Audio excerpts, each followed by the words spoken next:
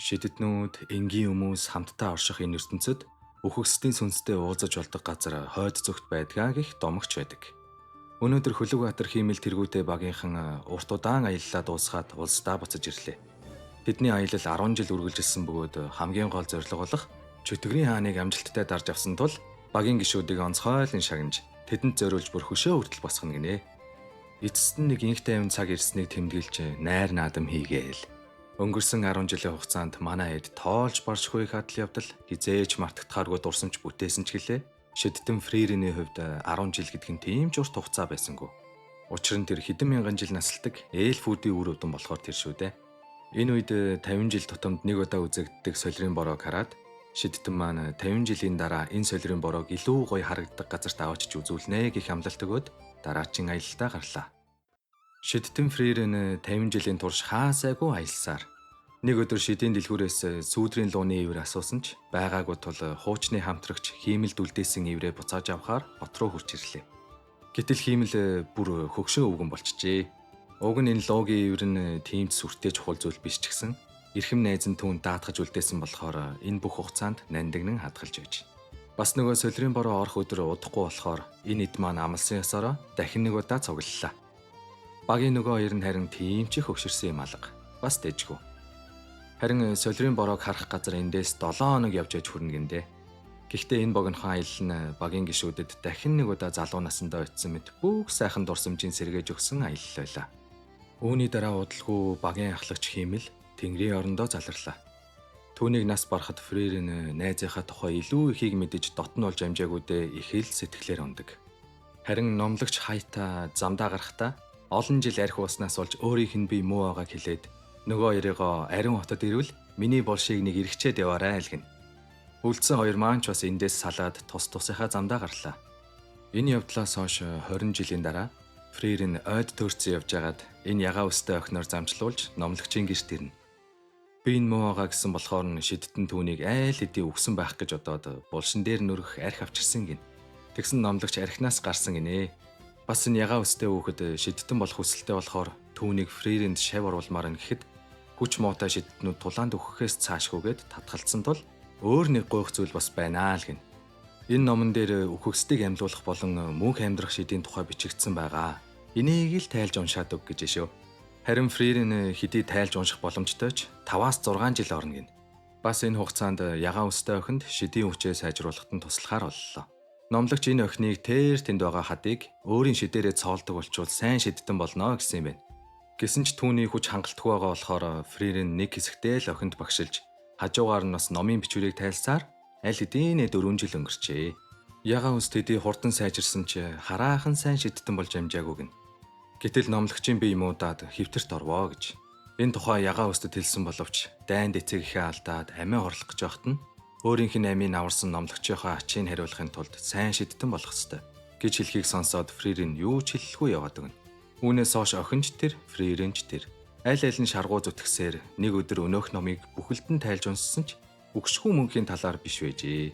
Гэхдээ энэ бүхэн номлогчийн санаа байсан ба номондоо гол учир нь байгаагүй юм байна. Ягаан өстэйг л Фрирен чав оруулахын тулд хүчтэй болохыг хүлээж албаар цаг хоцсон энэ юм байна л да. Одоо бол ягаан өст нэлээд сайн Шидтэн болсон тул энэ хоёр маань номлогчоо эцсийн замд нүдээд аян замдаа гарлаа. Тэдний аялал газар сайгүй явж хүмүүс тусалж оронд нь олон янзын шидийн шивчлэг заалгадаг.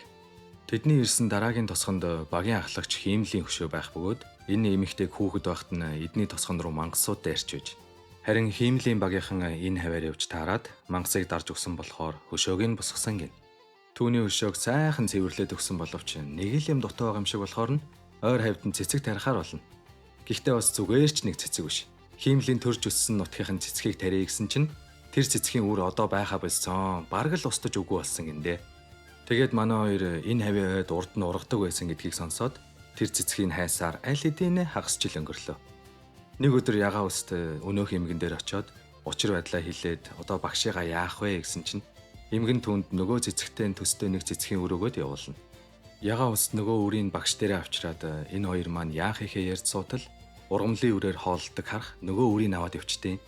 Мэдээж шидтийн юм чинь амтны мөрөөр мөшгдөг ийм шид бас байна. Тэгээд энэ хоёр нөгөө харахны цуглуулсан үрээ нуудаг газар нь ирлээ. Фририн яагаад тэр цэцгийг сонгосон бэ гэхээр урд нь хиймэл түүнд өөрийнхөө төрсөн нутагт ургадаг цэцгээ хамгийн үзэсгэлэнтэй гэж хэлж байж. Фририн тэр цэцгийг нэг ч удаа харж байгаагүй болохоор битүүхэндээ харах хүсэлтэй байж л дээ. Тэгээд арай гэж хайсан цэцгээ олж хиймлийн хөшөөний дор цэцгийн мандалтай боллоо. Манай хоёр цааш явсаар худалдаачдын хотод үрж ирнэ. Тэгээд хуваагдаж яваад замын хүнс бас бус юм цуглуулъя гэсэн чинь Фририн нэг сан жогтой царай гаргаал. За ийм царай гаргахаар л авл олигтой юм худалдаж авдггүй гиндэ. Тийм болохоор ягаан үст маань түүнийг өдөржингөө нууцаар дагаад явсан боловч онцгийн зүйл худалж авсангүй.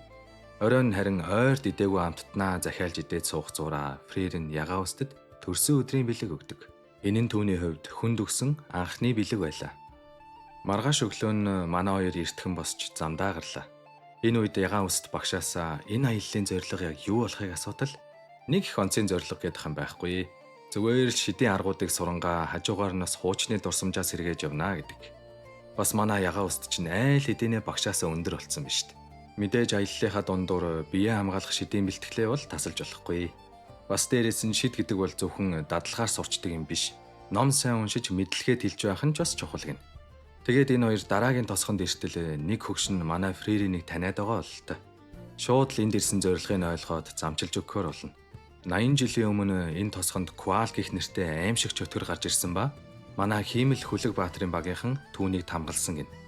Бас тэр тамга нь удахгүй сулрах гэж байгаа болохоор Фририн зориуд арга хэмжээ авахаар энд ирсэн юм байна. Бас энэ хөгшин тэр чөтгөрийн тамга сулрах талаар яаж мэдсэн бэ гэхээр хиймэл нас барахаас өмнө үе үе энэ тосгонд ирж энэ хөгшөнтэй буу халдаг байж л дээ.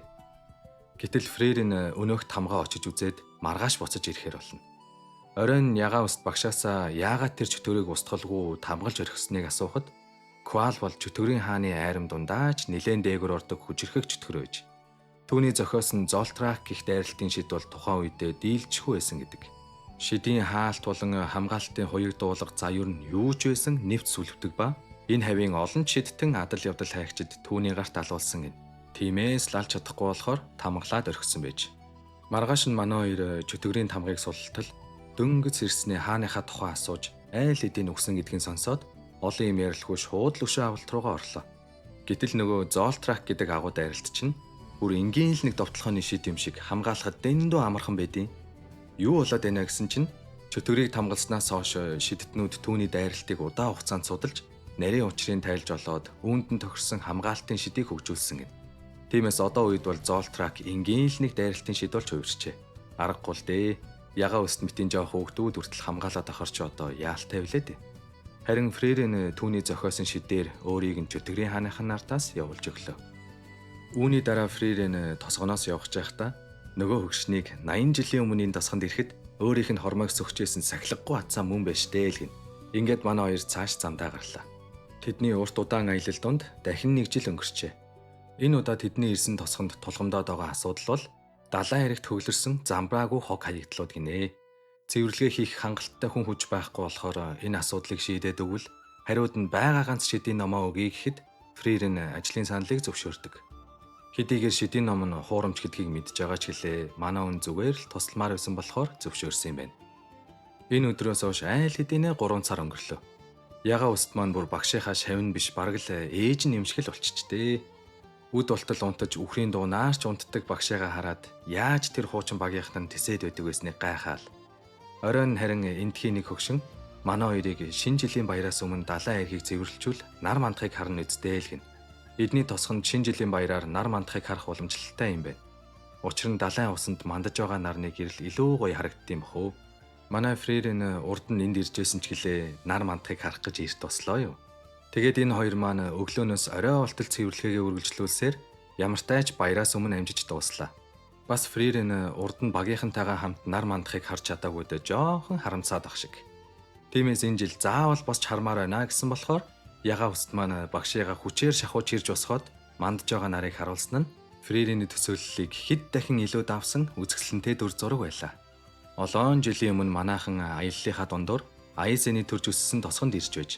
Одоо ч хэдийгээр залбирал гих мэт юмд итгэдэггүйч гэлээ Айзен багийн хамтрагчаасаа сурсан залбирлаа одоо болтол хийдсэн. Энэ үед манай хоёр хурч ирэх ба сүүлд Айзентэй уулзснаас хойш 30 жил өнгөрчээ. Тэгээд түүнээс тослуулах ажил байна уу гэсэн чинь Домогч эдтэн Фламегийн бичсэн шидийн номны жинхэнэ хувь нь хаана байгааг номлогч амьд байхдаа олж тогтоосон гин. Гэхдээ тэр газрыг олж очиход Фрирений тусламж хэрэгтэй юм байна. Бас Айзен хизээж бусад хүмүүсийн амьдралын цаг хугацаанд санаа зовж үзээгүй Фриренийг шавийнхаа төлөө яарвчилж байгааг хараад түүнийг өөрчлөгдсөнийг анзаардаг. Ингээд манай гурав номыг нуусан том модыг олох гэж өдөр шөнөгүй хайж явсаар эцэст нь нэг юм ягаа үст энэ ойд бусдаасаа хавьгүй өндөр ургасан модыг оллоо. Харин Айзен яагаад тэр шидийн номыг хайгаад байгаа вэ гэхээр химэлийн оршуулган дээр номлогч болон Фрирен хоёр химэлтэд дотносч түүний тухай илүү ихийг мэдэж амжаагүйдээ харамсаж байгааг хараад үхэгсдийн сүнстэй ярилцаж болдог шид тэрхүү номон дээр бичигдсэн гих домог байдаг болохоор юмыг аж мэдхүүгээл амхандаа Фрирен тус улчих санаатай яваа энэ юм байна. Тэгээд нөгөө модоо олоод очтол үнэхээр л шидийн хаалт хийсэн байх ба мянган жилийн өмнө домогч шидтэн Фламе буюу одоо манай Фрирений шидийн багш нь энэ модыг өөрийн шавьдаа зориулж хизээний өдөр эргэж ирээрээ гэж тарьсан байж. Бас энэ хүн номонд бичигдснээр бол шидтэн Фламе сүнснүүд цугладаг газар болох Ореолед хуучны нөхөдтэйгөө уулзсан гэсэн байдаг. Гэхдээ тэр нь хойд зүгт Чөтгөрийн хааны цайз оршдог төгсгөл гэх нэртэй газар байдаг гин. Бас тэнд маш хүйтэн байдаг болохоор тийшээ ямааргүй байгаа ч гэлээ найзынх нь гуйлт учраас одоо яалтай ч хэлээдээ те. Урд нь тийшээ очих гэж 10 жилийг зарцуулж байж л те. Даанч Айзен одоо хөгшөрсөн болохоор тийм урт аялалд явж чадхааргүй болжээ. Тиймээс манай хоёр хоёулахнаа л явахар боллоо. Гэхдээ 10 жилийн аялал гэдэг Фрирений хувьд амьдралынх нь 100-д ч хүрэхгүй богино хугацаа боловч тэрхүү богино хугацаа нь л түүнийг хамгийн ихээр өөрчилсөн байдаг. Манай хоёр цааш явсаар нэгэн жижиг тосгоноор дайрч өнгөрөхдөө эндхийн уулын замд хүмүүс алга болоод байгаа гэхийг сонсоод ямар учиртайг нь судалтал энэ ууланд нэг чөтгөр байдаг гин. Тэрээр хүмүүсийн ойр дотны нас барагчдын сүнсийг ашиглаж олзоо өргөддөг юм байна. Түүнийг яг ямар төрлийн чөтгөр болохыг мэдэхгүй ч гэлээ аль болох холуур явъя гэсэн боловч ягаа уст тосгоных нь тусламаар байна гэсэн болохоор чөтгөрийг дарж авахар болно. Тэгээд хүмүүс алга болсон газраар явж байтал зэрэглээн шид ашигласан улмөр олдоод Фрирен энэ чөтгөрийг ямар төрлөх болохыг сая л мэдлээ. Эднэр нь тийм ч хүчтэй биш бөгөөд энгийн дайралтын шидээр устгаж болно гэсэн боловч яг цагаа толсон чинь номлогчийн сүнсийг харсан ягаа уст юу ч хийж чаддгүй. Нөгөө талд харин Фрирен багшийнхаа сүнсийг харах болов уу гэж утсан ч хиймэл гараад ирдیں۔ Туршлагатай шидтний хувьд Фриренд иймэрхүү зэрэглээ бол юу ч биш. Мөн ягаа уст ч бас ухаан орж чөтгөрийг гүйцээлээ. Тэгэд манай хоёр цааш явж байтал луугийн үүрэнд түрээд ирдیں۔ Энэ луу бол олон ч аялагч адал явдал хайгчдыг хөнөөсөн нарны луу. Түүнийг энд нь шууд устгаад Эрдэнсийг авчиг гэсэн боловч юун устгах өөртөө золтой л алуулцсангүй. Угаасаа луутай үзэлцэх бол шидтнүүдийн ажил биш болохоор Айзений санал болгосон хуучны шав Иштаркийг багтаа нэгтгэхээр болно. Тэгээд яваад очтол Иштарк гэдэг хүн манай хоёртой уулзъя гэсэн юм. Хайх шаардлага гарсангүй бүр. Бас тэр нарны луу 3 жилийн өмнө энэ тосгон луу дайрахад Иштарк гэдэг залуу лууг хөөсөн юм байна. Тэр үеэс хойш луу дахиж энэ тосгон луу ойртоочгүй гин. За тэгсэн Иштарк гэдэг нөхөр чинь манай хоёрыг луунаас хол бай, наадах чинь ууралчул лай болно шүү гээл луутай тулалдаад авсан сорвоо гайхуулаа. Харин Фрирен бол шууд гол ярианд орж багш нь түүнийг санал болгосныг хэлтэл энэ нөхөр чинь багшаасаа зүхтцсан юм бэ штэ. Гэхдээ эдэнтэй нэгдэхэд бол асуудал алгаа. Угаасаа лууг ганцаараа дийлэхгүй байсан гинэ. Бас яг үнэндээ бол мангасуудтай тулалдсан туршлага гэдэг юм байхгүй. Тэр 3 жилийн өмнөх явдал бол лууны өдөөс юу ч хийж чадахгүй зүгээр л сохор азаар л нэг юм алуулчлгүй өнгөрсөн чинь тосгоных нь түүнийг баатар гэд удцсан болохоор эндээс явж чадахгүй байгаа гин. Гэхдээ тийм байсан ч Фрирен түүнд итгэж нэг шөнийн дотор бодоод шийдвэрээ гаргаарай гэдэг. Тэгээд оройн манай хоёр хоолоо идчихэд явж исэн чинь нэг сон чимээ гараад юу вэ гэсэн чинь наадах чинь Иштарк гинэ. Бас Айзений хэлснээр бол Иштарк тосгоных нь мангас далуулахад ганцаархнаа зүхтсан хулчгаар амтэн. Гэхдээ яг л өөртөө адилхан болохоор шаваа болгосон ба одоо бол тэрээр хүмүүсийг хамгаалахын төлөө тулдаж чаднаа гэж шүү. Ягаан ус тарин нөгөө чимээ гарсан газарт очтол Иштарк бэлтгэлээ хийж исэн байж. Энэ тосгоных нь түүнд итгэж байгаа болохоор тулдахаас өөр аргагүй ч гэлээ болдог бол зүхтчмаар л байна. Бас энэ сорив энтер бол хулчгар байсныхаа төлөө багштай цохиулаад авсан юм. Гэсэн ч ягаан уст маань түүнд огтхон ч эргэлдсэнгүү. Маргааш нь харин Иштарк жоохон хоцорж ирж манай хоёрыг тээрүүлээл. За тэгээд Иштарк лууг ядаж 30 секунд тогтоож өгөх болохоор тэр хооронд манай хоёр лууг устгах гэж тохиролцлоо. Тэгээд Иштарк луугийн өмнө очиж зогсоход луу түүн рүү дайралт хийхгүй нэлээд удаан харж зогсдог. Энэ үед Фрирен өнгөрсөн 3 жилийн турш луу тосгон руу дайраагүй нь яалтчгүй л Старкаас айсандаа байж гэдгийг ойлгоно. Харин Айзен өөрийнхөө шавьыг сул дорой байсныхын төлөө биш. Харин ч хүчрхэг дайчнаас айх айдсан түүний биеийг өөрийн мэдлгүй хөдлөгдсөн гин. Энэ үед Старк лууг арай гэж нэг тогтоогоод "За одоо гялцаараа хөөе. Дайраач. Ингэж навшрах байсан юм уу?" гэсэн чинь харин луу айл хэдийн чад хийчихжээ. Старк бүр өөрөө ч лууг ялсандаа итгэдэггүй. Харин Айзен түүнд Фрирентэй хамт хийсэн аялал бол утгагүй ч гэлээ хизээж мартагдчихгүй байсан гэж хэлж байсан болохоор Старк ямар ч эргэлзээгүй аялалд нэгдэхэр болно. Ингээд манай гурав умард руу нэвтрэх хаалган дээр ирсэн боловч сүүлийн үед умардад нөхцөл байдал тогтургүй байгаагаас болоод энэ хаалгаар хэнийг ч оруулж гаргахгүй байгаа гиндэ. Фрирен бол хэдэн жилч байсан хамаагүй хүлээж чадах ч гэлээ ягаан өстэй хувьд бол тийм биш шүү дээ. Бас энэ хаалга онгойтол дор хаяж 2 жил болно гэж сонссон болохоор энэ хоёр маань эртхэн шиг л нууцаар гарах арга хайгаал. Даанч тэнгэр газаргүй битүү шидийн хаалттай. Бас дээрэс нь хар захын 8-ачд хүртэл орж гарч чадахгүй байгааг хараад хүлээхээ зур аргагүй болвоо гэж. Тэгсэн чинь Фриренийг хотын харуулууд дагаад байна гэд бүр айцсан байжсэн чинь нөгөөх нь ирснээ таныг таниаг үстэ уучлаарай. Мөхөс би өвхөл таарна энтэр гээл сүйд болж байна. Бас түүний дарга нь хурч ирээд умардад одоогоор чөтгөрийн айрмын үлдэгдлийг зохицуулж чадахгүй байгаа гин. Тиймээс домогч шидтэн Фрирен дахин нэг удаа умардыг зорж байгаа болохоор нэвтрэх хаалгаар шууд гаргаад өгье гэж авсан. Тэгээ манай гурав чинь дайнд явж байгаа баатрууд шиг л сүртэй наргагүй гараад явлаа. Бас манай эд явах замдаа уулын замыг тагласан байсан нурангыг холдуулж өгөөл. Харин нутгийн хөгшин энэ олон жил амьдрахтаа анх удаа л эльфтэй таарж байна. Гэсэн чинь Фрирен эльфүүд урт насалдагч гэлээ маш цөөхүлээ. Бас дээрэс нь жил ирэх тусмал тоон цөөрч байгаа болохоор нэг ёсондоо устж байгаа төрөл гэх юм уу да. Бас тэр хамгийн сүүлд 400 жилийн өмнө л төрөл нэгтэнтэйгээ уулзсан гэж шүү. Бас энэ хотод өнөөдөр Хиймлийн багийнхан чөтгөрийг дарж авсны 80 жилийн ойг тэмдэглэж байгаа гинэ. Тухайн үед Хиймэл явсан газар бүртэл хөшөөгөө бариулдаг байсан нь өөрсдийн адал явдлаа зүгээр нэг хоосон түүх биш гэдгийг хойч үедээ харуулж бас Фрирен бусдаасаа удаан амьдрах болохоор түүнийг дурсах зүйлтэй байг л гэж бодсон гин. Тэгээд манай гурав явсаар дараагийн хотод ирэхэд хаа сайгүй цэргүүд бэлэн байдалтай. Яг юу болоод байгаа юм бол гэсэн чинь Фрирен гинтхэн чөтгөр ирж гин гэснээ дайралт хийх гэж байгаад өөрөө баригдчихна. Энэ чөтгөрийг Люгна гэдэг бөгөөд хотын удирдагчтай хилцээр хийх гэж ирсэн гин. Гэхдээ Люгна гэдэг нь германаар худалч гэсэн үг болохоор би лав хувьдаа хилцээр хийнэ гэж бодохгүй л. Бас манай Фриреныг шийтгэл болгож 3 жил хорих ял оноосон байдаг. За манай үний хувьд бол 3 жил юу ч биш боловч хоёр туслах нь мэдээж энэ тэнэгээр явж жоохон судалгаа хийсэн чинь чөтгөрийн хааны 7 төшмөлийн нэг Аура гэх чөтгөр эрт үед тулаанаас зугтсан бөгөөд хэдэн жилийн өмнөхөн хүчээ сэргээж энэ хотынхонтой нилээдгүй ширүүн тулаан хийсний эцэст хилцээр хийхин тулд илчээ явуулсан гин. Харин Фрирен чөтгөрүүдэд яагаад итгэж болохгүй вэ гэдгийг нөгөө хоёртоо тайлбарлаж өгдөг. Урд нь Хиймлийн багийнхан нэг тосгоныг чөтгөрийн дайралтаас хамгаалах үед нэг чөтгөрийн хүүхэд өрөвдөлтөй царайлж Хиймлээс ам гоохот Фрирен түүнийг алах гэсэн боловч тосгоны ахлагч энэ чөтгөрийг гэртээ өсгөхөр болсон юм байна.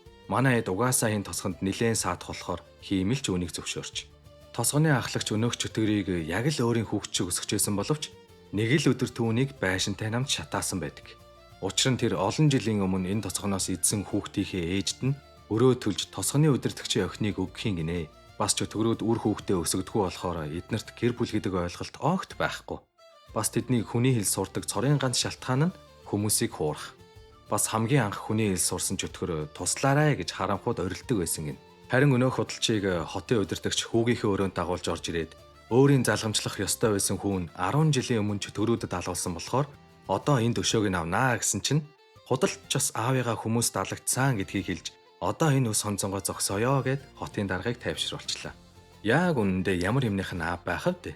Хотын даргын сул талыг ашиглаж агаад итгэлийг олоод хотын хамгаалтыг сулруулж чадвал Аурагийн айрам энэ хотыг устгах нь гин.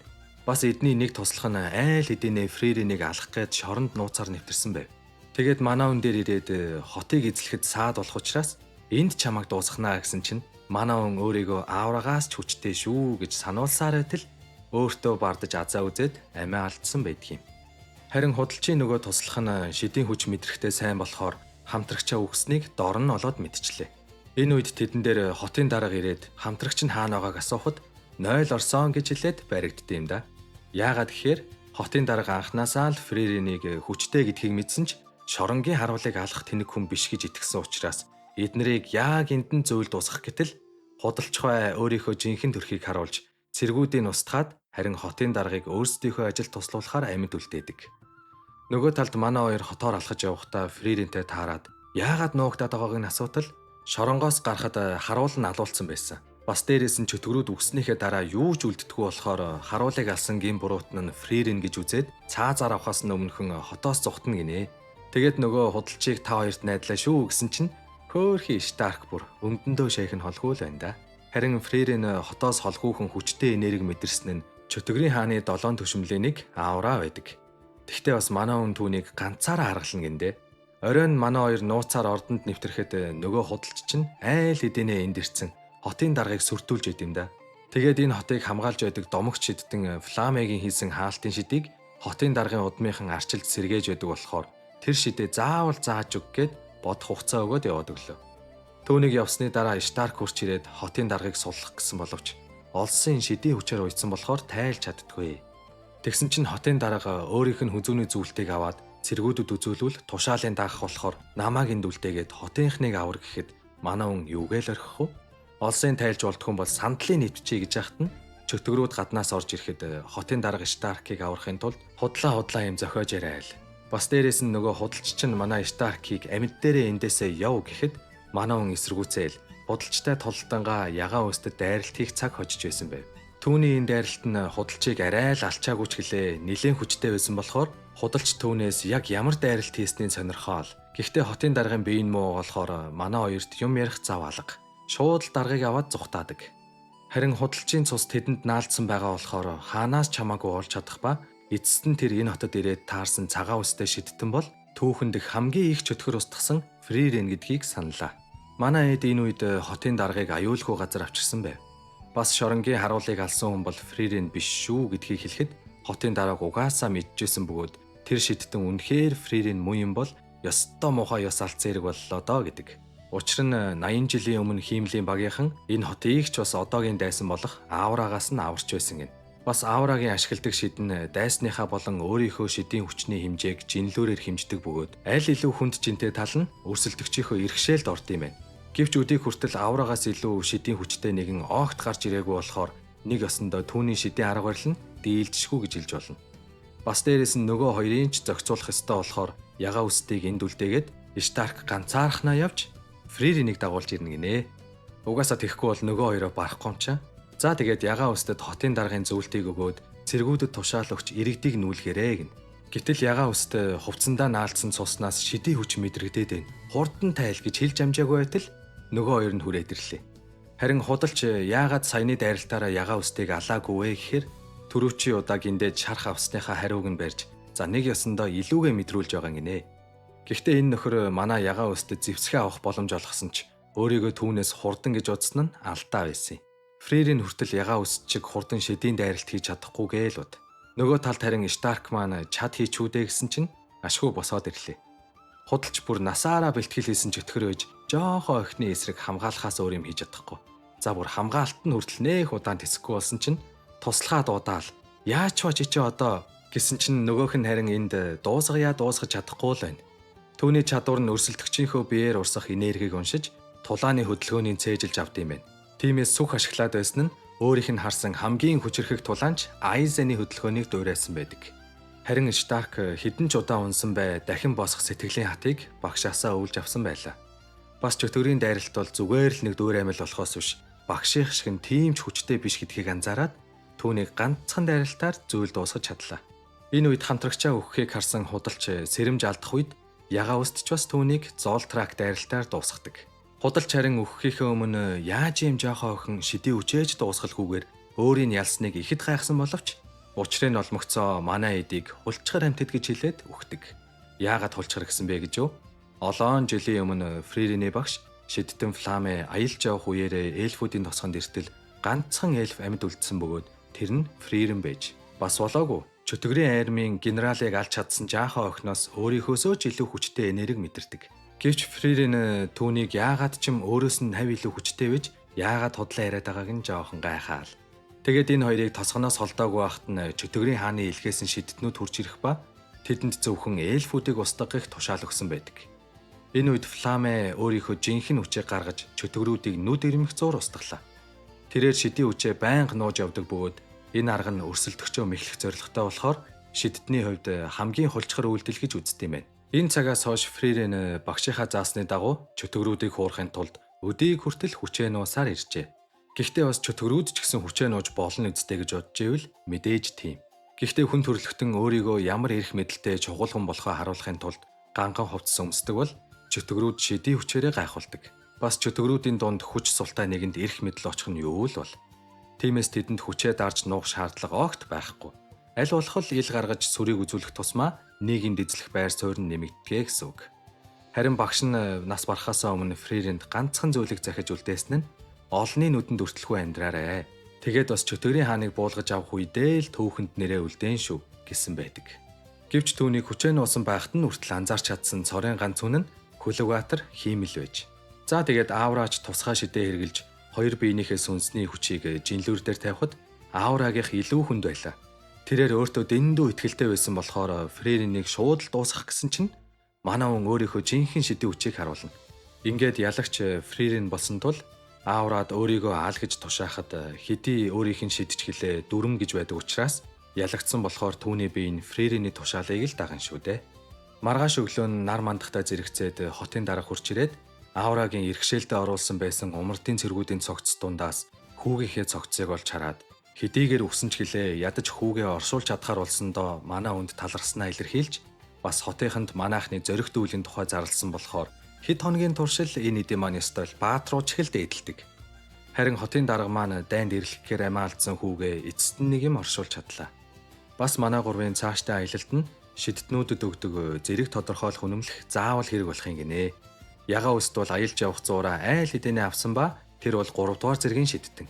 Харин манай хүн чинь айл өнгөрсөн баларсан үеийн нэг сонин тэмдэгнээс өөр юм байхгүй болохоор аялах зуураа нэг хотоор дайраад үнэмлэх авахар болно. Бас үүнээс цааш умардын хүйтэн цаг уурт аль болох л төөрчихгүй явна шүү гэж ярьж хөдөлсөн боловч айл хэдийн төөрчлөө. Ядж яхад Старк ухаан алдаад унчих юм. Шидээр өргөөд явах гэхээр шуурхтай байгаа болохоор үүрч явсаар арай гэж нэг ойрхон байдаг хорогдох байранд ирсэн чинь дотор нь нэг эльф бэлтгэл хийж идэв. Ягаа ус түүнийг гаж донтон байна гэсэн чинь нөгөөх нь гарч ирээд буруу ойлгоод байна гэд манай айдад өөрийгөө танилцуулна. Түүнийг Крафт гэдэг ба номлогч юм байна. Бас тэр гал түлж чадахгүй байсан болохоор л дулаацахын тулд дасгал хийж ийсэн тэр юм байна л да. Тэгсэн чинь Старк халуураад байгаа бололтой шүнжин янз бүрийн юм зүудлээл. Өглөө нь эрэгтэй хүний хажууд сэрээд золттой л зүрхээр явцсангүй. Тэгснээ бас Крафтын хөгжүүлсэн биеийг харчаад атаархаад байгаа юм да. Бас энэ нөхөр чинь нилээдгүй хүнс ачиж яваад цасан шуурганаас болоод энэ түрээд ирсэн юм байна. Тэгээд манай хэд умартын хүүтэй өвлийг нэг мөсөн дуусгаад хөдлөхөөр болж Крафтын ачиж явсан хоол хүнсний ачаар ямартай ч өвлийг давж гарлаа. Бас үүнээс цааш Крафтын зам салж байгаа болохоор Фрирентэй салах ёс хийхдээ хэдэн зуун жилийн дараа уулзъя да ачиг шиг ямар тэгж яагаад нэг таарэ гэж байгаа штэ. Манай гурав цааш явсараа умардын уулс дундуур алхаж явтал Фрирен ядраад унтаад өгөө гэж. Тэрээр хуучин багийнхныгаа зүүдлэх бөгөөд тухайн үед хиймлийн барьсан элд нь дуураймал байсан ч гэлээ жинхэнэ баатар болох итгэл үнэмшилтэйгээр замдаа гарч байж. Тэгээд энэ гурван маань нэгэн жижиг тосгонд ирсэн чинь тосгоны удирдагч нь энэ жоохон хүүхэд юм гинэ. Бас энэ тосгоныхан үеийн үед домогт элдийг хамгаалдаг гин. Тэрхүү элдийг чухам сонгогдсон нэг нь л сугалж чадах ба 80 жилийн өмнө хиймэл тэр элдийг сугалж авсан гэх түүхтэй юм байна. Бас Фрирен энэ тосгоны ойролцоох хүчтэй мангасуудыг 50 жилд нэг удаа ирж устгаж өгнө гэж амласан юм байна. Харин энэ удаад тэр 30 жилээр хоцорсон болохоор ч тэр уулын эзэн гих мангас нь бүр нэлээд хүчтэй болцсон байдаг. Гэхдээ мангасууд энд цуглаад байсан шалтгаан нь шидийн хүч агуулсан домогт элд одоо болтол энд байсаар л байж. Тэгэхээр хиймэл энэ элдийг сугалж чадах сонгогдсон нэг юм биш байсан ч гэлээ чөтгөрийн хааныг ялж домог болон үлдсэн. Харин түүний агуу түүхийг гутаахгүй гэсэндээ л хүмүүс энэ сэлмийг хиймэл сугалсан гих цуу яриа гаргасан баг л та. За тэгээд манай гурав үүргээ биелүүлсэн болохоор замдаа гарч дараагийн хотод ирлээ. Бас өнөөдөр Старкийн төрсөн өдөр болохоор Фрирен түнд бэлэг бэлдсэн гинэ.